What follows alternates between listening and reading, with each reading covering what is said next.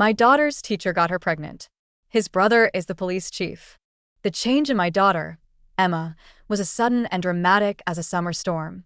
One week, she was my typical 13-year-old, a girl who viewed school as a necessary evil and whose greatest ambition was to perfect the art of playing dead to get out of a pop quiz. The next, she was a whirlwind of newfound enthusiasm, practically vibrating with excitement at the prospect of another day in the hallowed halls of middle school. It was a transformation so complete it was jarring. I remember the day it began, a Monday. She bounced into the kitchen, a genuine, unforced smile on her face. This was the same child who, just a week prior, had tried to convince me she'd contracted a rare, tropical disease that only manifested on school days. "What's got you so happy?" I asked, my voice laced with a mixture of amusement and suspicion. "Oh," she said, her cheeks flushing a delicate pink. "I have Mr. Davidson for history every day now. His class is just super fun." I smiled, a genuine wave of relief washing over me.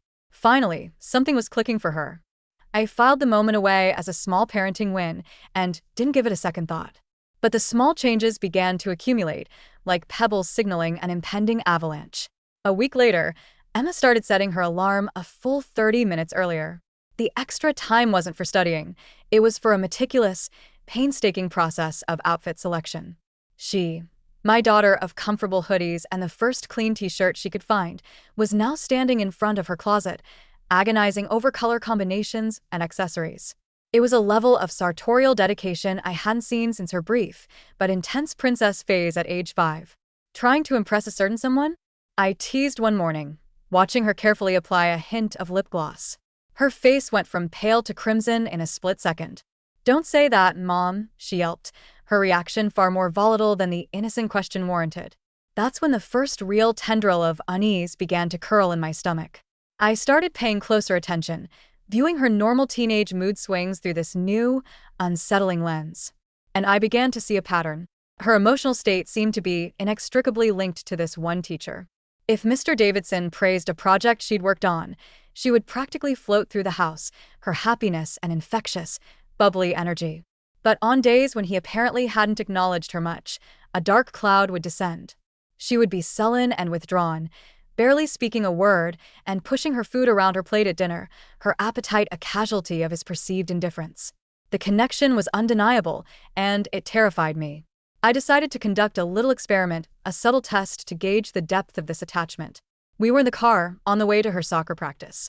"You know, honey," I began, my voice deliberately casual, "I was thinking of speaking to your counselor about moving you out of Mr. Davidson's class.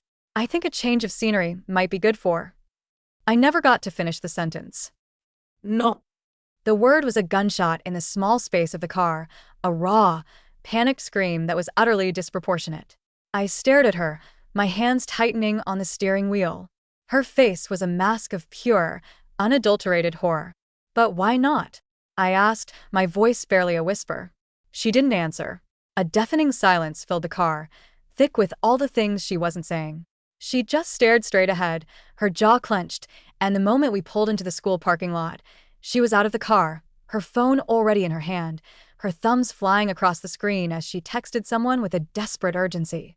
My unease had now morphed into a full-blown, 5-alarm fire in my gut. This was my Emma, the girl who, up until 2 months ago, couldn't have cared less about school, the girl who told me everything. This secrecy, this intense, irrational devotion to a teacher, it was a massive, flashing red flag. That night, after she was asleep, I did something I had sworn I would never do. I violated her privacy. But the primal protective instinct of a mother, the gut feeling that my child was in danger, overrode every other consideration. I crept into her room, the moonlight casting long shadows on the floor, and I took her phone from her nightstand. My hands were shaking as I navigated through her apps, a digital trespasser in my own daughter's life. I scoured her texts, her social media messages, searching for any mention of his name, any clue that could explain this disturbing obsession. And then I found it.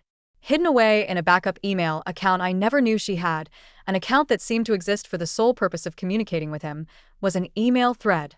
The most recent message from him sent a chill down my spine. "Can't wait to see you during my free period tomorrow, my special girl."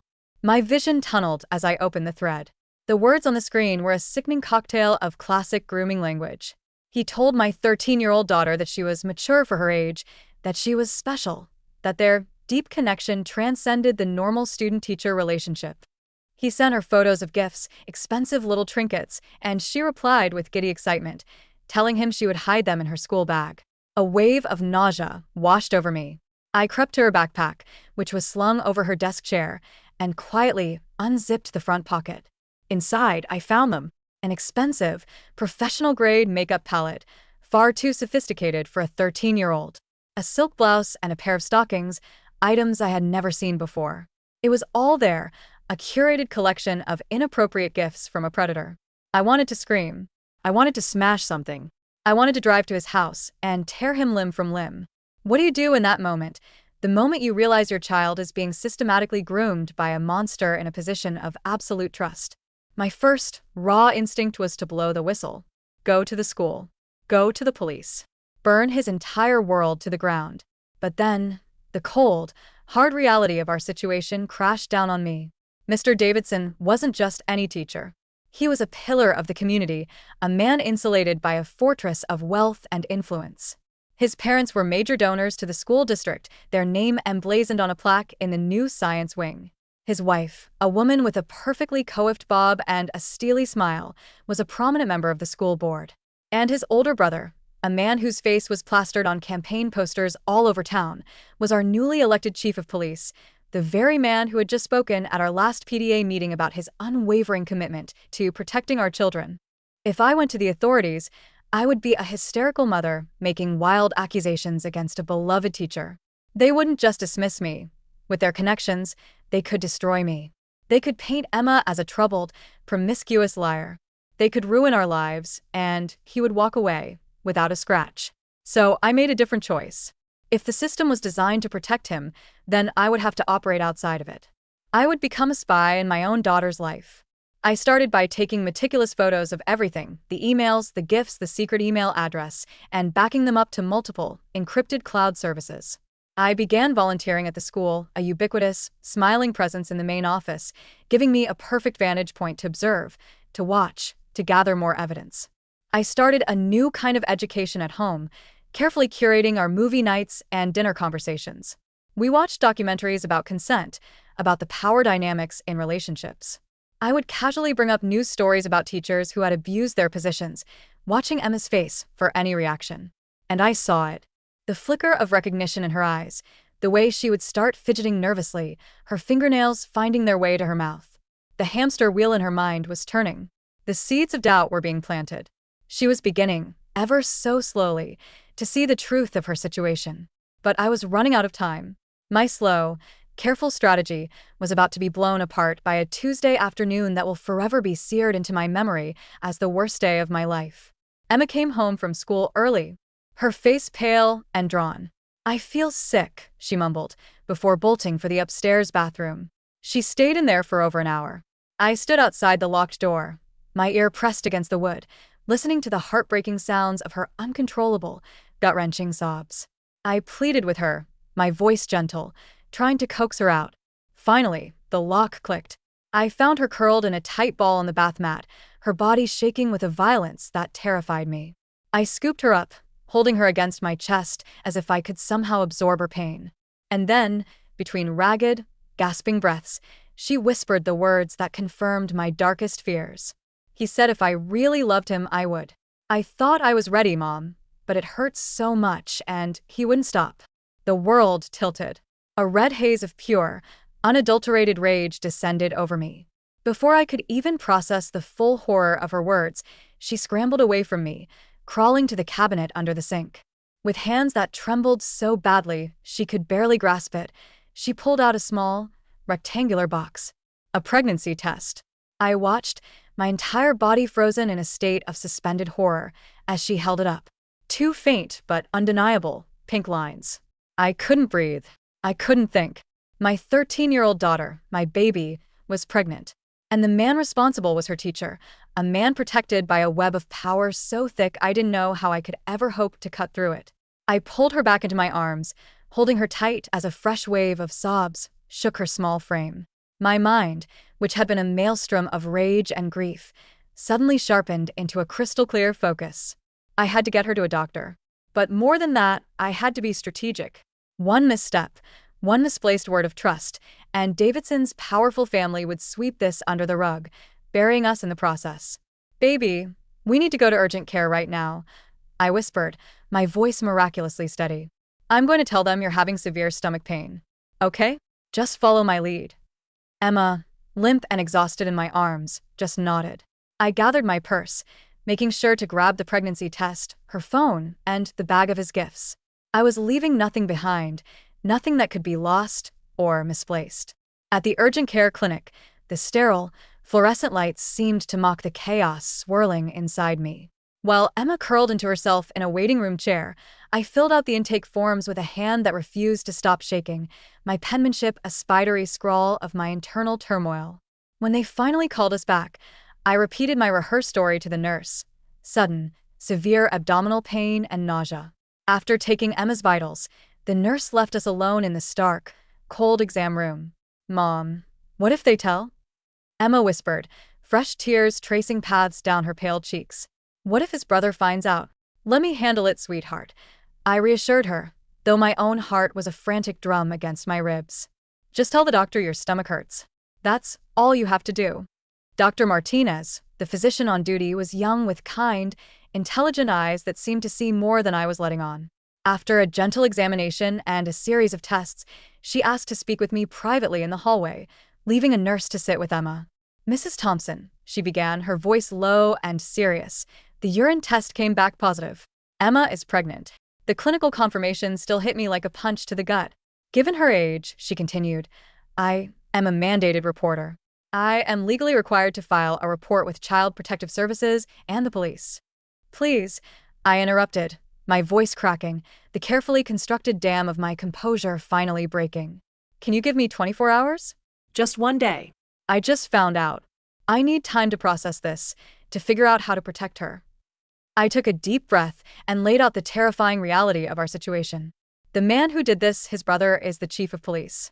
His wife is on the school board. If you file that report right now, they will make it disappear. They will bury us. Dr. Martinez listened, her expression unreadable. She studied my face for a long, agonizing moment, weighing her legal obligation against the desperate plea of a terrified mother. 24 hours, she finally said, her voice firm. "But Mrs. Thompson, I need you to understand. That report will be filed tomorrow. Use this time wisely. Document everything you can." Back home, Emma collapsed into her bed, the emotional and physical ordeal of the day leaving her utterly drained. I, however, was a live wire of adrenaline and purpose. I sat at the kitchen table, my laptop glowing in the darkened room, and began to build my fortress of evidence. I created multiple encrypted folders, backing up every email, every photo of every gift to a labyrinth of cloud services. I downloaded a recording app, a piece of spyware disguised as a simple calculator, and, with a heavy heart, crept into Emma's room and installed it on her phone while she slept. It felt like another violation, but I knew I needed to capture his every word, his every threat. The next morning, Emma refused to go to school. "I can't see him, Mom," she sobbed from beneath her covers. "I can't sit in his classroom and pretend." Her absence, however, was like a red flag to a bull. By noon, her phone was buzzing relentlessly. I watched the messages pour in on the monitoring app, a cascade of manipulation from a burner number he was clearly using to cover his tracks. His text started with feigned concern. "Where are you? I'm worried about you, Emma." And quickly escalated to thinly veiled threats.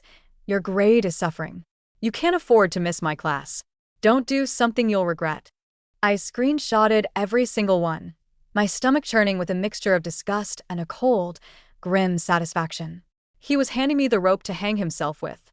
That evening, I put my own plan into motion.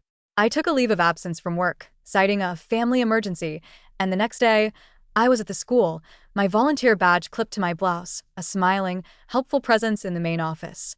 It gave me the perfect cover to be a ghost in the hallways, to watch, to listen. During third period, Davidson's free period, I saw him texting furiously. Minutes later, I saw Emma, who had reluctantly agreed to go to school after I promised to be there, walking down the hall toward the music wing. I followed, keeping a safe distance. He met her by the empty orchestra room, his eyes darting around the deserted hallway before he ushered her inside. I found a vantage point where I could see through the small window in the door. He was speaking to her in low, urgent tones, his hand resting on her shoulder in a gesture of false intimacy. When she emerged 10 minutes later, her face was a ghostly white. He was still trying to control her, to maintain his grip. That night, Emma's best friend, Mia, called our house phone, a relic the kids rarely used. Her voice was small and worried. "Mrs. Thompson? Can I talk to you? It's about Emma. She's scaring me." Mia described seeing Emma crying in the bathroom between classes and how Mr. Davidson was constantly calling her to his desk, their conversations always in hushed, secretive tones. The next day, I met with Mia and her mother, Jessica. I showed them a fraction of the evidence I had collected. Jessica's face went pale. She revealed that Davidson had also been paying special attention to Mia, asking her to stay after class, complimenting her outfits. Mia, she said, had always felt uncomfortable and made excuses to leave. We had found another potential victim. We agreed to work together, a small, secret alliance against a man we now knew was a serial predator. But Davidson, sensing a shift in the power dynamic, escalated his tactics. He showed up at our house that evening, unannounced, a folder in his hand. He claimed Emma had left an important assignment at school. His real purpose was intimidation. When I refused to let him speak to Emma alone, his practiced smile tightened, and he left me with a veiled threat about her academic future and a handwritten note tucked inside the folder. Some mistakes can't be undone. Emma, seeing the note, broke down, screaming that I was making everything worse, that I was ruining her life. He had so thoroughly brainwashed her that she still saw herself as a willing participant, as a co-conspirator in her own abuse. The recording app on her phone showed she had immediately texted him, apologizing for my behavior. His reply was swift and chilling. "Your mother doesn't understand us. Meet me tomorrow before school. We need to discuss your future." I intercepted her the next morning, insisting on driving her to school. I watched from my volunteer post as she met him in his empty classroom. The recording captured every word of his threats. If I continued to interfere, he would fail her. He would have to share his concerns about her inappropriate behavior, including the photos she had sent him. It was a masterclass in victim blaming. That afternoon, the school nurse called. Emma had collapsed in P. At the hospital, the doctor confirmed she was suffering from severe stress and dehydration, her physical health deteriorating under the weight of his psychological torture. Lying in that hospital bed, Emma finally broke. "I can't do this anymore, Mom," she whispered. "I can't pretend." And in that moment, I knew we had to act. We needed one final, undeniable piece of evidence. "Emma," I said, my voice gentle but firm, "would you be willing to wear a wire?" We set the trap. Emma, her voice trembling but resolute, texted him, asking to meet at a public coffee shop to discuss her grades. He initially refused, suggesting his classroom, but she insisted, claiming it was her only free time. I was there, 2 tables away, an earpiece hidden in my ear. Jessica, Mia's mom, was across the room, her phone discreetly recording. The wire captured everything. His admission that he chose her because she was mature for her age. His angry denial when she told him she was pregnant, followed by his cold, callous offer to pay for it so no one needs to know.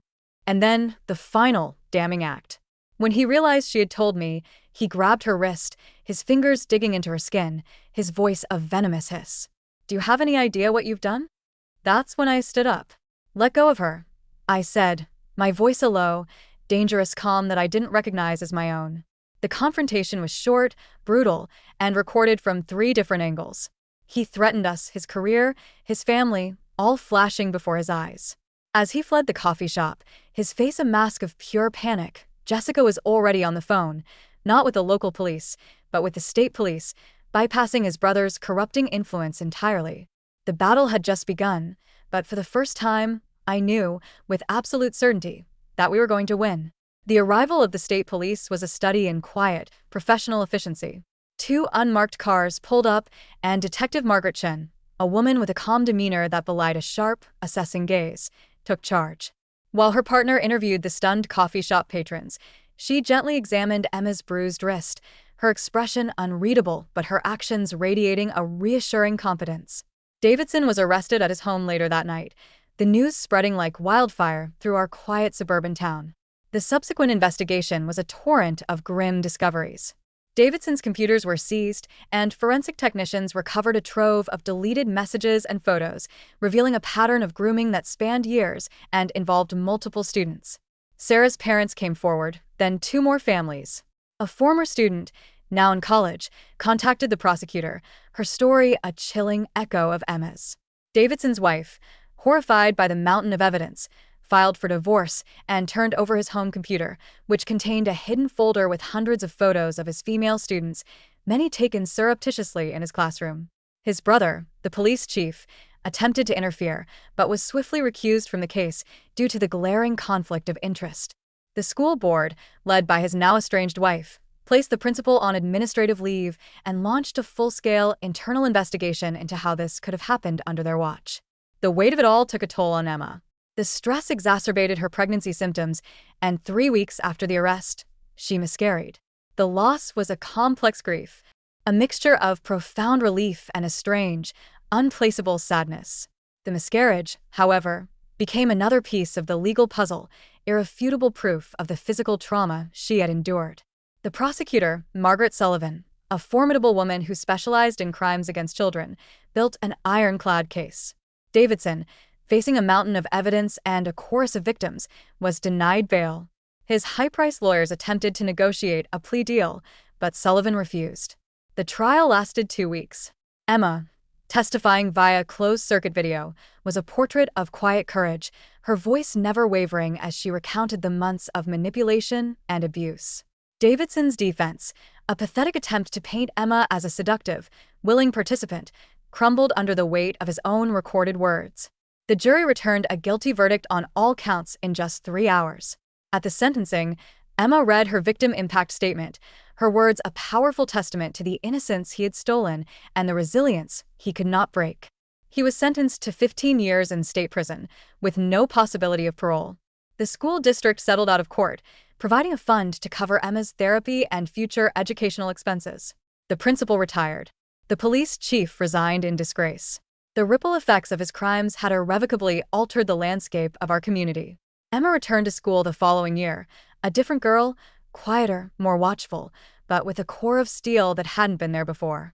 She graduated with honors, her college essay on resilience, and the power of speaking truth to power earning her a scholarship to her first-choice university.